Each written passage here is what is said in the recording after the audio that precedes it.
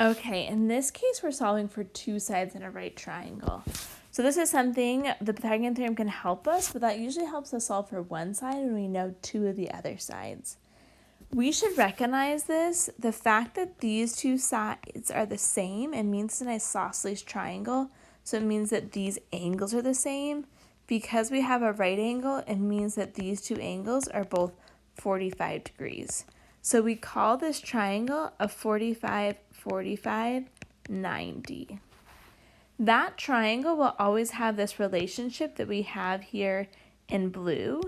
That triangle relationship I'll always give you the measures of, but let's talk about what it means. They're saying that both the sides are the same length. So they're using some variable a, but it means if this side is 2, this side is 2.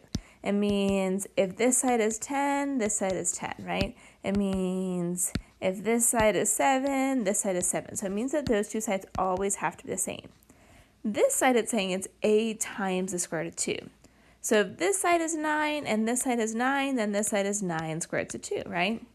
If this side is, I don't know, something like 6 and this side is 6, then this side is 6 square root of 2. It's always going to follow that relationship. So in this case, I think this example is pretty straightforward. They'll notice they gave you the hypotenuse, right? The side across the right angle.